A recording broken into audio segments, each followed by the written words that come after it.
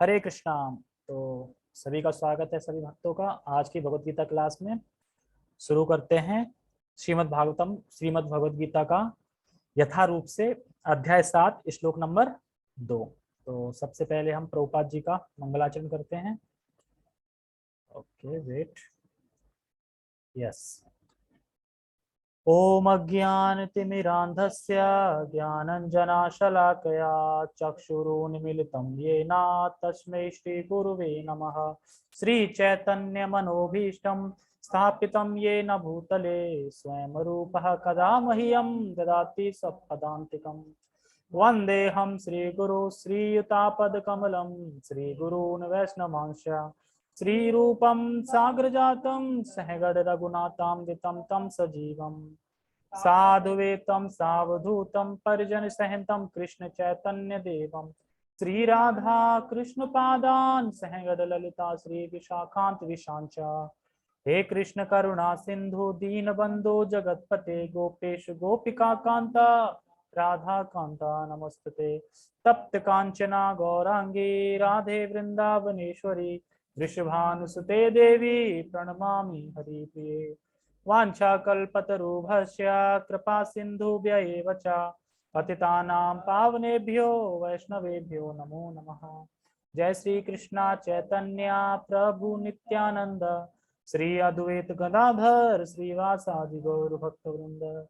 हरे कृष्णा कृष्णा कृष्णा हरे हरे, हरे राम राम राम हरे हरे। नमो विष्णुपादाय कृष्ण पृष्ठाय भूतले श्रीमते भक्ति वेदांत स्वामिनीति नामिने। नमस्ते सारस्वते देवे गौरवाणी प्रचारिणे निर्विशेष शून्यवादी पाश्चात्य देश धारिणे। हरे कृष्णा। तुमने मंगलाचरण में वो ऐड नहीं किया? रामचंद्राय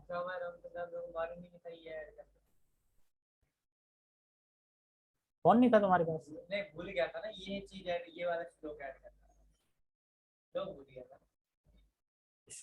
अरे नेट पे सर्च कर लेते, श्लोक तो नेट पे मिल जाएगा। भूलना नहीं, मतलब श्लोक ही भूल गया था कि रामाय रामचंद्राय वाला ऐड करना। तो पूछ लेते मुझे फोन करके। ये भूल गया मुझे। अरे ये पूछ लेते कि कौन सा श्लोक ऐड करना है। भूल गया मतलब ऐड करना ही भूल गए, ये बोलो ना। श्लोक भूल गए या ऐड करना भूल गए? तो ये तो याद था ना। चलो ठीक है, बाद में डांट पड़ेगी, कोई बात। ठीक है। अच्छा, सभी भक्तों से अनुरोध है कि okay, happy Ekadashi. Happy Ekadashi तो तब होगी ना जब एकादशी का हम पालन करेंगे, और वो भी जो शास्त्रों में बताए गए नियम के अनुसार। यानी ब्रह्म मुहूर्त में उठना और प्रातः काल में उठ के स्नान करके भगवान के पवित्र नाम का जप करना, और ज्यादा से ज्यादा भगवान का नाम लेना, कथा श्रवण करना, महिमा सुनना, और ज्यादा ज्यादा जप करना। कम से कम 25 राउंड करना एकादशी, तो हैप्पी एकादशी है। ठीक है। नहीं तो फिर यह है कि चलो जितना हो सकता है उतना करो। हाँ, कल एकादशी है। ठीक है। और हाँ, मैं ये कहना चाह रहा था भक्तों से कि मंगलाचरण एक एक करके अब सबको गाना पड़ेगा, ठीक है, ताकि सीखेंगे, है ना। जब नहीं आता होगा सही से सीखने का प्रयास करेंगे। ज्यादा नहीं है, 10 श्लोक हैं। तो हर दिन कोई ना कोई अलग अलग गाएगा, ठीक है। ओके, ओनली मंगलाचरण। तो याद कर लेना सब लोग, ठीक है। फाइल मैं उसमें भेज दूंगा ग्रुप में, ये वाली, तो उससे देख के याद कर सकते हैं। ओके, तो हम अपने श्लोक पे आते हैं। ठीक है। तो श्लोक नंबर 2 है आज का। और आज के श्लोक में सिर्फ भगवान एक हिंट दे रहे हैं, मतलब बता रहे हैं कि एक्चुअली मैं क्या बताने वाला हूँ। ऐसा ज्ञान कि जिस ज्ञान को जानने के बाद और कोई ज्ञान जानने की आवश्यकता नहीं है। ना ही तो कोई, मतलब बोलते हैं ना, जैसे कि साइंस का ज्ञान हो गया, या फिर भौतिक ज्ञान में बहुत सारे, केमिस्ट्री का ज्ञान हो गया। तो ये सब ज्ञान जानने की फिर आवश्यकता नहीं है, क्योंकि मेन ज्ञान यही है कि हम इस दुखमय जगत से कैसे बाहर निकलें। ये मेन ज्ञान है। और इस ज्ञान को जो जान लेगा, फिर और ज्ञान जानने की क्या जरूरत है। एक्चुअली हकीकत वाला ज्ञान तो यही है। जैसे कि एग्जांपल, अगर किसी इंसान को तेल में फ्राई करा जा रहा है, तो उसके लिए उस टाइम सबसे ज्यादा जरूरी क्या है? कोई बोले आइसक्रीम खाओगे, ये जरूरी है उसके लिए? या उसे बात करने लगे हैं, क्वेश्चन पूछने, जरूरी नहीं। उसे बस एक ही चीज जरूरत है कि मैं कैसे इस जलते हुए फ्राई से, मतलब कढ़ाई से बाहर निकलूं, बस यही है ना।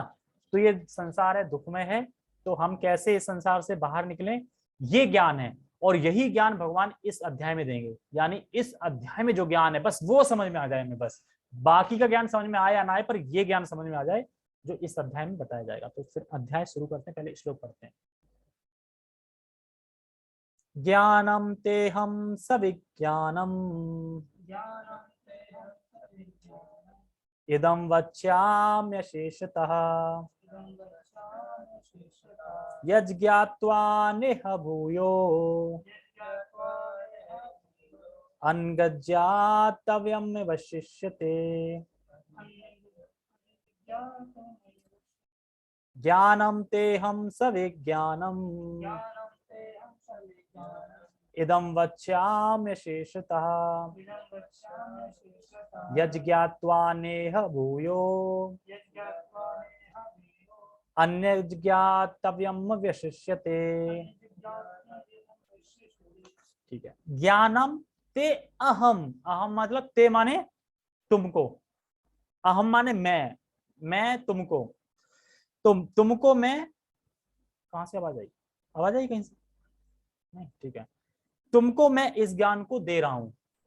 क्या बोल रहे हैं कृष्ण, तुमको मैं इस अहम, मैं इस ज्ञान को, सविज्ञानम, कौन सा ज्ञान है, जो कि ज्ञान और विज्ञान दोनों है, ज्ञान सविज्ञान तो सविज्ञानम, ज्ञान और विज्ञान दोनों है, वो मैं तुमको दे रहा हूं, इदम दे रहा हूं। वक्ष्यामि, वक्ष्याम, तो वक्ष्याम का मतलब होता है कह रहा हूं, मतलब मैं तुमसे बोल रहा हूं या कह रहा हूं, मैं स्वयं कह रहा हूं, कोई और, ऐसा नहीं कि मैं किसी से कहलवा रहा हूं ये ज्ञान, मैं स्वयं, वक्ष्यामि मतलब मैं ये ज्ञान तुमको दे रहा हूं, स्वयं दे रहा हूं, खुद से दे रहा हूं, खुद कह रहा हूं। और कौन सा ज्ञान है, ज्ञान और विज्ञान दोनों है ये ज्ञान। अच्छा, तो कह रहे हैं शेषतः, कह रहे हैं ना, वक्षा में शेषतः, शेषतः मतलब और पूर्ण रूप से, मैं जो तुम्हें ज्ञान बताने वाला हूं ये पूर्ण रूप से बताऊंगा, ऐसा कुछ नहीं कि जो इसमें रह जाए, कोई ज्ञान रह जाए, कोई ज्ञान नहीं रह जाएगा, पूरा ज्ञान मैं बता दूंगा। तो और ऐसा भी नहीं कि ये ज्ञान तुम्हें समझ, मतलब ऐसा ना कि समझ में ही ना आया, समझ में ना, मतलब समझने के लिए रह जाए कुछ, तो तुम्हारे लिए कुछ भी समझने के लिए भी नहीं रह जाएगा, पूरा पूरा समझ में आ जाएगा। और हमें देखते हैं कि हमें अपनी बुद्धि कितनी लगानी है कि हमें समझ में आता है क्या, अर्जुन को तो समझ में आ गया, अब हमें समझना है ये ज्ञान, क्योंकि 7वां चैप्टर जो है वो पूरा मलाई एक तरीके से, और इसको जो समझ लेंगे इस ज्ञान को, वही जैसे पिछले श्लोक पता समग्रम आया था ना, बट समग्र मतलब भगवान का धाम, भगवान की शक्ति, भगवान का वपु, भगवान का स्थान, ये सब चीजें, तो ये सब चीजें हमें जाननी है, समझना है, तो ये यही पूरा ज्ञान बताएंगे। फिर बता रहे हैं यज ज्ञात्वा नेहम भूयो, मतलब नेहम मतलब इस ज्ञान को जान के कि इस जगत में फिर और कुछ जानने योग्य नहीं बचेगा, मतलब जब ये ज्ञान तुम जान जाओगे तो फिर इस जगत में ऐसा कोई ज्ञान नहीं है कि जो बच जाए कि तुम्हें जानने के योग्य हो तुम्हारे लिए। अब सोचो 7वां चैप्टर अगर कोई समझ लेता है तो इस जगत में पूरे जो साइंटिस्ट लगे हैं, खोज करने में लगे हैं, ये ज्ञान वो ज्ञान, यहाँ का वहां का, पढ़ाई पे पढ़ाइयां चल रही हैं, बीटेक हो रहे हैं, ठीक है, तो ये सब ज्ञान है वो जानने के योग्य नहीं रह जाएगा, मतलब ये ज्ञान अगर समझ में आ गया तो फिर बाकी का कोई ज्ञान, जगत में ऐसा ज्ञान ही नहीं है कि हमें जानना है, सब कुछ जान लेंगे। तो अब हमें यही समझना है कि जो 7th चैप्टर है जो पूरा, इसे जानना बहुत जरूरी है, क्योंकि बाकी कुछ जाने या ना जाने, बाकी तुमने 6 चैप्टर तक क्या जाना वो छोड़ो, आगे क्या जानो वो छोड़ो, इस ज्ञान, इस चैप्टर के ज्ञान को जान लोगे ना, बस उद्धार हो जाएगा। 7 से 12 में तो भक्ति हो गए, पर मैन श्लोक 7 है, तो अगर उसको नहीं समझ पाए तो जैसे किसी ने बोला था केमिस्ट्री पढ़ने की कोई आवश्यकता नहीं। अच्छा, क्यों आवश्यकता नहीं, केमिस्ट्री पढ़ने की आवश्यकता है। जिन्होंने केमिस्ट्री नहीं पढ़ी है और भगवान का ज्ञान पता चल गया है, वो ज्यादा अच्छे हैं कि जिन्होंने केमिस्ट्री का ज्ञान तो है पर भगवान का ज्ञान बिल्कुल भी नहीं है।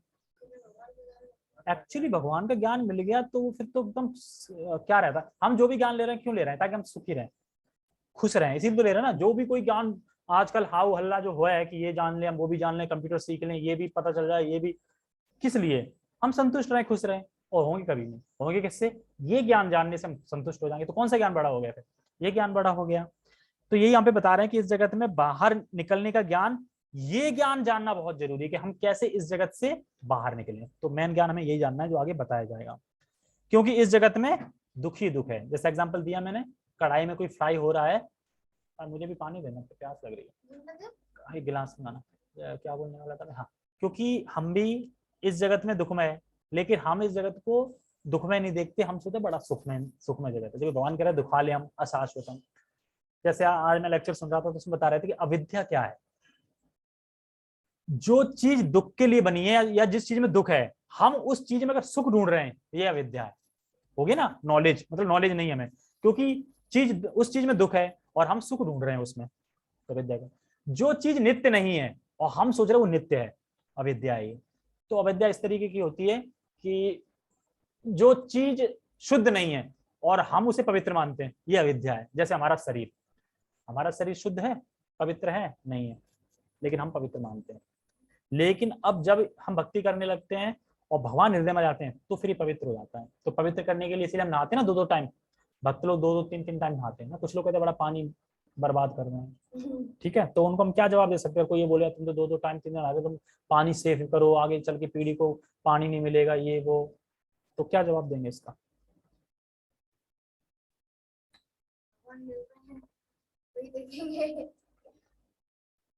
नॉर्मल सा जवाब दे सकते हैं, पानी बरसता कब है? जब हम यज्ञ करते हैं। और जो भक्त लोग नहा रहे हैं वो किस लिए नहा रहे हैं? यज्ञ करने के लिए। भक्त लोग नहाएंगे, यज्ञ करेंगे तो बारिश होगी ना। जब सब कोई पानी सेव करते रहो पर यज्ञ बंद हो जाएंगे तो पानी नहीं बरसेगा, तुम सेव क्या करोगे पानी को जब पानी नहीं बरसेगा? तो और मान लो आगे वाली अगर जनरेशन पीढ़ी आने वाली है, तो उसको सबसे ज्यादा अच्छा नॉलेज तो भक्ति का नॉलेज है। उसे समझ के ही तो सब सभ्य बनेंगे ना। सब चीमाल भक्त लोग होते हैं, वो कोई भी चीज फालतू नहीं खराब करते, लाइट फालतू नहीं जलाते, पानी भी फालतू नहीं जलाते। ये तो अपना हृदय शुद्ध करने के लिए, ये तो भगवान ने बता रखा है 2 टाइम नहाना चाहिए, तो भगवान शास्त्र से सीधा, ठीक है, नहाना चाहिए। पानी बर्बाद करना उसे बोलते हैं जो कि फालतू, मतलब जैसे कि यज्ञ नहीं कर रहे हैं, कुछ नहीं कर रहे हैं, पर फालतू में पानी खराब कर रहे हैं, पाइप से ही नहा रहे हैं, डायरेक्ट नहा रहे हैं, तो लेकिन ऐसा नहीं है। फिर ठीक है, चलो ये तो आउट ऑफ पॉइंट हो गया श्लोक से, हम आगे वापिस श्लोक में आते हैं, ठीक है। तो समझ में आया ना? ठीक है, अब आगे हम, एक सेकंड टेक्स्ट पढ़ लूं। सर्दियों में बचा लेंगे हाँ सर्दियों में बचा लेंगे, पर जो ब्राह्मण हैं उन्हें 2 टाइम सर्दी में भी नहाना है, जाड़े में भी नहाना है, गर्मी में 3 टाइम नहाना है कम से कम। क्योंकि गर्मी में 3 टाइम क्यों नहाते हैं? देखो, एक्चुअली पसीना आने के बाद ना भगवान के सामने नहीं जा सकते, भगवान की सेवा नहीं कर सकते, दूषित हो जाता है। तो गर्मी में पसीना आए दिन आता रहता है, इसलिए नहाना पड़ता है। सर्दी में पसीना इतना आता नहीं है, तो फिर चलो सुबह शाम ठीक है, ऐसे करते हैं। हाँ, मतलब आता है, लेकिन फिर भी 2 टाइम तो सुबह शाम तो बता ही गया है ब्राह्मण को नहाने के लिए, ब्राह्मण को, ठीक है। तो हमें यहाँ पे बता रहा था, यज ज्ञात्वा नेह भूयो अनजिज्ञातव्य विशिष्यते। तो यहाँ पे ये बता रहे हैं कि ये जो ज्ञान है, ये जब ज्ञान तुम जान लोगे तो फिर कोई ऐसा ज्ञान है नहीं जो बचेगा नहीं, कोई ज्ञान। जैसे कि अक्रूर का उदाहरण आता है, जब वो कृष्ण को ले जा रहे थे वहां पे कंस के वहां वध कराने के लिए, अक्रूर जी नहीं ले जा रहे थे, वध कराने के लिए चाल चली थी कंस ने। अक्रूर जी ये सोच रहे थे यार क्या करूं यार, अब इसका बजाना पड़ेगा, खा रहे हैं इसका नमक खाया है तो बजाना पड़ेगा। पर वो खुश भी बहुत थे, कह रहे इस बहाने चलो भगवान के दर्शन तो मिल जाएंगे, कम से कम सानिध्य मिल जाएगा, दर्शन मिल जाएंगे, है ना। भले ही कुछ भी करे, कुछ भी हो, पर उनकी भावना क्या थी? सिर्फ दर्शन करने की। ये नहीं थी कि ये बुला रहा है, उनको बस खुशी थी दर्शन करने की। तो भगवान ने दर्शन दिए ना, जब वो घाट में वहां नहाने गए थे। तो कह रहा है और क्या देखा तुमने, कुछ अद्भुत देखा? तो अक्रूर जी कहते हैं भगवान से कि जब मैंने आपको देख लिया, तो अब इस जगत में और क्या बचा देखने के लिए अद्भुत? तो कहने मतलब ये है कि जब इस ज्ञान को हमने पा लिया, तो और क्या ज्ञान बचा फिर जानने को लिए, क्या ऐसी अद्भुत चीज बची जानने के लिए? तो ये यहाँ पे बता रहे हैं, ठीक है। अब हम टेक्स्ट पढ़ते हैं पहले, व्यू। ओके, ठीक है, दिख रहा है? Okay, text. अब मैं तुमसे पूर्ण रूप से व्यवहारिक तथा दिव्य ज्ञान कहूंगा, इसे जान लेने पर तुम्हें जानने के लिए और कुछ भी शेष नहीं रहेगा। तो देखो, व्यवहारिक ज्ञान मतलब प्रैक्टिकल नॉलेज, मतलब माया शक्ति। माया एक्चुअली, माया भी शक्ति कर रही है, भगवान के अंदर में काम कर रही है माया देवी भी। और दिव्य ज्ञान मतलब आध्यात्मिक शक्ति, दिव्य ज्ञान। तो भगवान इसमें दोनों चीज बताएंगे, माया और जीव, मतलब भगवान, जीव, माया, तीनों चीज बताएंगे इस पूरे चैप्टर में। तो हमें इसी को समझना है। तो ये नॉलेज पूर्ण है, क्योंकि इसमें सारा कुछ भगवान बताएंगे। माया में पूरा आ गया, पूरा पृथ्वी आ गई ना, पूरे पृथ्वी पूरी चीज आ गई, जीव में सब आ गया, आध्यात्मिक सारा कुछ आ गया, और भगवान तो है ही अपने बारे में बता रहे हैं, ठीक है, तो सारा नॉलेज आ गया ना, बचा ही क्या, कुछ कुछ नहीं बचा, ठीक है। तो अब इस श्लोक में कंप्लीट नॉलेज देंगे भगवान। अगर कोई, ठीक है बता दिया मैंने, तो जिसने भगवान को जान लिया है अब उसे और कुछ जानने की जरूरत नहीं है, ठीक है। हम टेक्स्ट पढ़ते हैं, टेक्स्ट पढ़ लिया, ठीक है। तो भगवान अब ये बताएंगे कि ज्ञान जान लो, ज्ञान जान लो, कौन सा ज्ञान, वही ज्ञान पीछे के श्लोक में आता है समग्रम ना, जो मेरे धाम को जानता है, मेरी शक्तियों को जानता है ना, तो यही ज्ञान बताएंगे। भगवान का स्वरूप क्या है और भगवान का संबंध माया से और जीव से क्या है, ये सब बताएंगे इसमें। भगवान का संबंध माया से और हमसे, मतलब जीव से क्या संबंध है, इस भौतिक संसार से, आध्यात्मिक संसार से, जीव से, माया से, ये सब चीजें इस श्लोक में, इस अध्याय में बताई जाएंगी। जैसे क्वेश्चन किया था किसी ने, हम किसी वस्तु को क्यों जानना चाहते हैं। लोग देखें ना, मान लो जो भक्त नहीं है, वो कुछ भी चीज प्राय क्यों जानना चाहते हैं उस चीज के बारे में, सिर्फ भोग करने के लिए बस। एक ही वो है लॉजिक है कि जो भी वो चीज जानना चाहते हैं वो क्यों जानना चाहते हैं, उसको भोग करने के लिए बस। लेकिन भक्त ऐसा नहीं है, भक्त जानना चाहते हैं कि कैसे मैं भगवान के संबंध को समझूं, कैसे जानूं, फिर दूसरों को प्रचार करूं, तो अलग अलग थिंकिंग होती है, ठीक है। फटाफट पढ़ते हैं, छोटा श्लोक है आपको ज्यादा पढ़ा। तात्पर्य, पूर्ण ज्ञान में प्रत्यक्ष जगत, इसके पीछे काम करने वाला आत्मा तथा इन दोनों के उद्गम सम्मिलित हैं, यह दिव्य ज्ञान है। तो क्या चीज बताएंगे इसमें भगवान, इसमें देखो यही भी बता दिया, वही तीन चीज जो मैं बता रहा था, वही तीन चीजें। कैसे देखो, ये जगत दिख रहा है ना, एक्चुअली जगत दिख रहा है, तो क्या बोला, प्रत्यक्ष जगत, ये जगत दिख रहा है नहीं, प्रत्यक्ष जगत। फिर दूसरा बोलना है, और ये जगत क्रियान्वित क्यों हो रहा है, आत्मा की वजह से। आत्मा है तो वही चीज तो बढ़ रही है ना, तो क्रियान्वित हो रहा है, आत्मा मतलब जीवी तो लगे है ना इसको, इधर कुछ कर रहे हैं, रोड बना रहे हैं, बिल्डिंगे बना रहे हैं, मतलब कैसे क्रियान्वित हो रहा है, आत्मा है इसलिए, तो इसलिए कह रहे हैं आत्मा। और इस जगत का स्रोत कौन है, मतलब ये जगत कहां से आया, इस जगत का स्रोत कौन है, वो है कृष्ण। ये तीन चीजें आ गई, तो ये तीन चीजें इसमें बताई जाएंगी। तो कारण कौन है इस जगत का, कृष्ण, तो ये पूर्ण ज्ञान है। तो क्या इन तीन चीजों को साइंटिस्ट भी जानते हैं, तीनों चीजों को नहीं, एक को जानते हैं थोड़ा थोड़ा, बाकी दो को नहीं जानते। साइंटिस्ट एक को क्या जानते हैं, हाँ जगत है, दिख रहा है, जगत तो दिख रहा है ना, थोड़ा जानते हैं, लेकिन नहीं जानते कि आत्मा है। कहाँ मानते हैं आत्मा है, ये तो उससे बना है, केमिकल से बना है, केमिकल में कोई केमिकल की कमी आ जाती है और इंसान डेड हो जाता है, ठीक है। तो उन्हें जवाब दो, ठीक है, जिस केमिकल की कमी आ गई वो केमिकल लाओ बाजार से और डाल दो उसमें, जीवित कर दो। नहीं, ये नहीं कर सकते, कुछ तो है, फिर तो कभी मर ही नहीं सकता। बूढ़ा कैसे होता है, अरे बुढ़ापा ही रोक लो तुम, और तो छोड़ो, बुढ़ापा रोक के तो बुढ़ापा नहीं रोक सकते, तो यहाँ पे बता रहे हैं। तो एक ही चीज को थोड़ा थोड़ा जानते हैं वो, ठीक है, आगे पढ़ते हैं। भगवान उपर्युक्त ज्ञान पद्धति बताना चाहते हैं क्योंकि अर्जुन उनका विश्वस्त भक्त तथा मित्र है। तो यहाँ पे एक चीज होनी चाहिए कि जो भगवान का भक्त है, भगवान उसी को अपना ज्ञान देते हैं, उसी को भगवत ज्ञान बताते हैं, क्योंकि ज्ञान किसको बता रहे हैं, अर्जुन को। लेकिन क्या बोल रहे हैं, ज्ञान पद्धति बताना चाहते हैं भगवान, क्यों बताना चाहते हैं, क्योंकि अर्जुन उनके भक्त हैं। तो अगर हमें भगवान के बारे में कुछ जानना है तो पहले हमें भगवान का भक्त बनना पड़ेगा, भक्त बनेंगे तभी तो भगवान बताएंगे, हृदय में प्रकाशित होगा ना ज्ञान। और भक्त नहीं है तो फिर अभक्त को क्या बताएंगे, कहाँ सोना है, कहाँ कमाना है, कहाँ एंजॉय करना है, बस ये सब चीजें ज्ञान देते रहते हैं। कैसे तुम अच्छा खा सकते हो, कैसे लेट सकते हो, बैठ सकते हो, ये सब चीजें बताते हैं, तो इसलिए बता रहे हैं। ओके, आगे बढ़ते हैं। चतुर्थ अध्याय के प्रारंभ में इसकी व्याख्या भगवान कृष्ण ने की और उसी की पुष्टि यहाँ पर हो रही है। भगवत भक्त द्वारा पूर्ण ज्ञान का लाभ भगवान से प्रारंभ होने वाली गुरु परंपरा से ही किया सकता है। क्यों,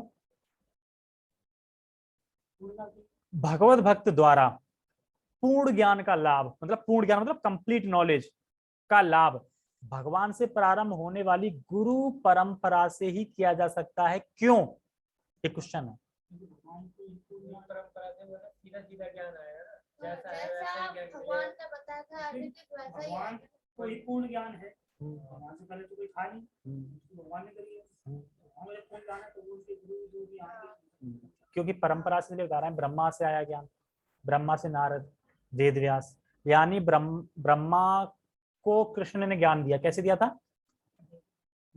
हृदय, हृदय द्वारा ही प्रकाशित कर दिया था ज्ञान। जैसा आता है ना, जन्मादस्य थे, है ना, ब्रह्मा आदि कवे, तो ऐसे करके जो श्लोक आता है, तो भगवान ने ज्ञान दे दिया ब्रह्मा को, ब्रह्मा से नारद, तो परंपरा से ज्ञान मिल रहा है। तो एक तो उस ज्ञान में कोई मिलावट नहीं है, और दूसरा भगवान से पहले तो कोई था ही नहीं, भगवान से ऊपर तो कोई है ही नहीं ना। तो भगवान के बारे में पूर्ण ज्ञान कौन बता सकता है? भगवान ही बता सकते हैं। भगवान ने किसको बताया? ब्रह्मा को। फिर ब्रह्मा ने किसको बताया? तो इस तरीके से अगर हम परंपरा से ज्ञान नहीं लेंगे तो पूर्ण ज्ञान का लाभ हमें कभी नहीं मिल सकता, क्योंकि पूर्ण ज्ञान होगा ही नहीं वो। अब पता नहीं किसने किसको क्या बोल दिया, परंपरा से तो है नहीं, किसने कुछ अपना ज्ञान बता दिया, कुछ मिक्स कर दिया, मिलावट हो गई ज्ञान में। लेकिन इसमें कोई मिलावट नहीं होनी चाहिए परंपरा से, तो इसी के ऊपर इसमें फोकस करेंगे प्रभुपाद जी। तो यहीं पे बता रहे हैं भगवान पूर्ण ज्ञान में है, तो कोई भगवान के बाद पैदा ही नहीं हुआ, तो भगवान के बारे में पूर्ण कौन जानता है? खुद भगवान जानते हैं। भगवान ने किसको बताया? ब्रह्मा को। तो ऐसा हमें भागवतम से पता चलता है। तो हम बहुत भाग्यवान है जो परंपरा से हमें ज्ञान मिल रहा है, ये ऐसी ऐसी बात नहीं है, बहुत भाग्यवान की बात ही है कि हमें ज्ञान से, परंपरा वाले ज्ञान से मिल गया है। जैसे कि बताते हैं जो निराकार है, एक्चुअली निराकार किसका ध्यान करते हैं या किसका ध्यान करेंगे? भगवान के बारे में तो कभी बताएंगे, बताया नहीं, भगवान के बारे में पता ही नहीं है, तो ध्यान किसका करें? कहते ना हम ध्यान कर रहे हैं और हम आधे घंटे ध्यान करें, ठीक है, कर रहे हैं ध्यान, अच्छी बात है, किसका कर रहे हैं? क्योंकि तुम्हें भगवान के बारे में पता ही नहीं है। वो सही है। एक भक्त था तो वो ना ध्यानालय चला गया, मतलब ध्यान केंद्र में चला गया, तो ध्यान केंद्र में चला गया, तो वहां पे सब लोग बैठे थे, तो वो भी बैठ गया। उसके बाद आया वापस, तो गुरुजी ने पूछा अच्छा कहाँ चले गए थे? अरे कहीं नहीं, बस ध्यान केंद्र में, वहां पे गया था ध्यान केंद्र में। अच्छा ध्यान केंद्र में, अच्छा तो क्या हो रहा था वहां पे, किसका ध्यान किया? कह रहा सबसे पहले तो मैं गया तो देखा वहां पे एकदम शांत था बिल्कुल, और प्राय लोग वहां पे सब सो रहे थे, वो खर्राटे मार रहे थे, तो मैं बैठ गया। अच्छा ठीक है, तो तुमने किसका ध्यान किया? मैंने अपने ट्यूबवेल का ध्यान कर रहा था, क्योंकि मैं ट्यूबवेल चालू करके छोड़ाया था, अब मैं सोच रहा था पानी भर गया है कि नहीं भर गया है, फसल में हो गया, तो मैं अपने ट्यूबवेल का ध्यान कर रहा था। तो निराकार बारे में ध्यान करोगे तुम किसका? क्योंकि भगवान के बारे में तो पता ही नहीं गया है परंपरा से, ठीक है, क्योंकि परंपरा से पता होता तो यही नहीं पता होता कि भगवान निराकार है ही नहीं, फिर तो साकार है वो। तो इसीलिए है कि ध्यान अगर हम करेंगे तो फिर भौतिक चीजों का ही करेंगे, कि यहाँ ये हो गया, वहां ये हो गया, इन सब चीजों का ध्यान करेंगे। तो ये यहाँ पे बता रहे हैं प्रभुपाद जी, आगे पढ़ते हैं।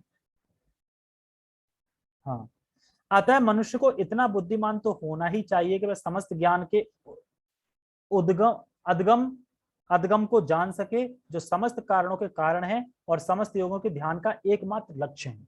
तो यहाँ पे प्रभुपाद जी क्या बोलना चाह रहे हैं? बुद्धिमान होना का मतलब क्या है? कि इतना तो समझना चाहिए कि मैं बुद्धिमान नहीं हूं, मतलब इतनी बुद्धि तो होनी चाहिए कि मैं ये समझ जाऊं कि मैं बुद्धिमान नहीं हूं, इसीलिए तो परंपरा से सुनना है हमें। अगर हम अपने आप को बुद्धिमान मानेंगे तो हम परंपरा से सुनेंगे, फिर हम अपना ही ज्ञान दे देंगे।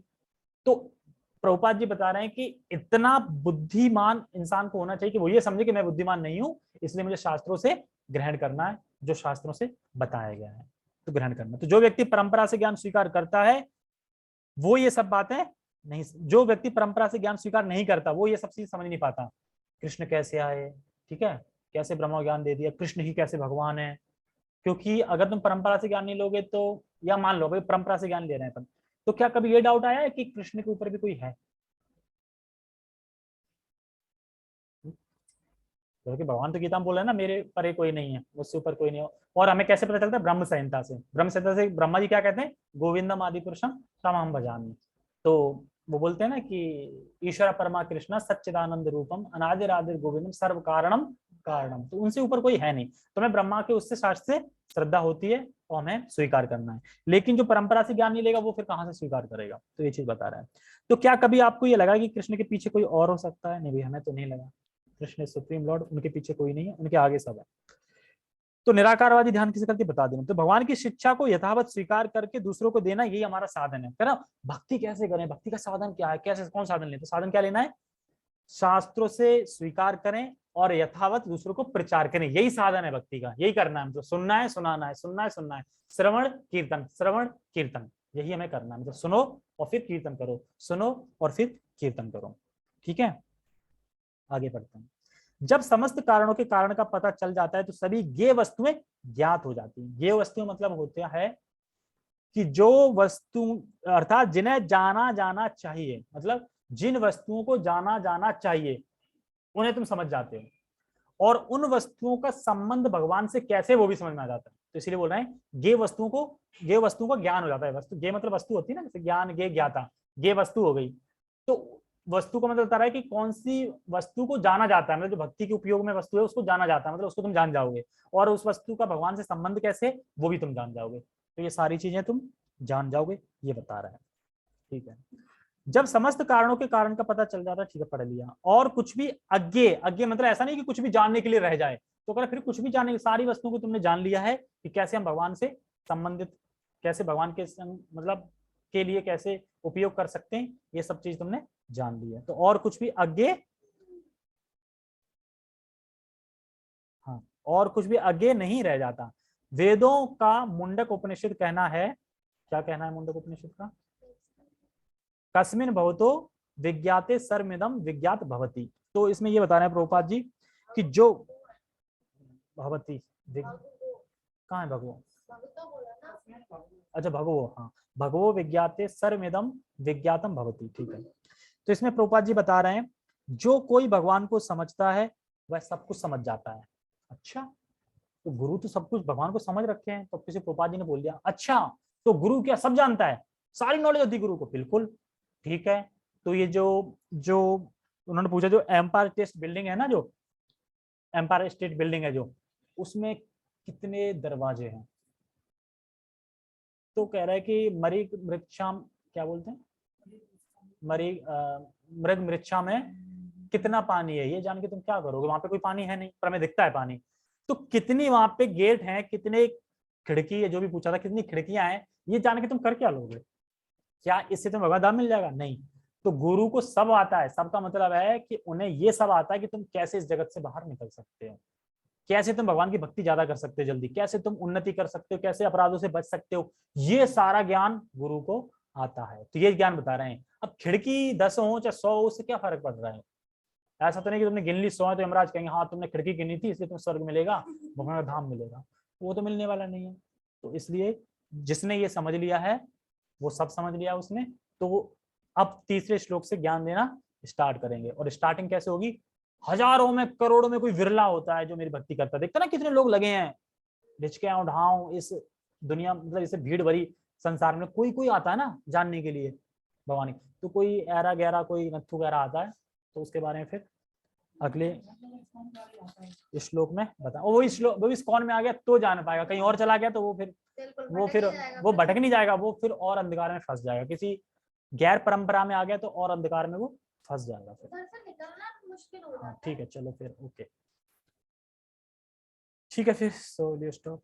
जगत गुरु शील प्रभुपाद की जय, श्रीमद् भगवद गीता की जय, निताय निताय गौर प्रेमानंदे, हरि हरि बोल, हरे कृष्णा।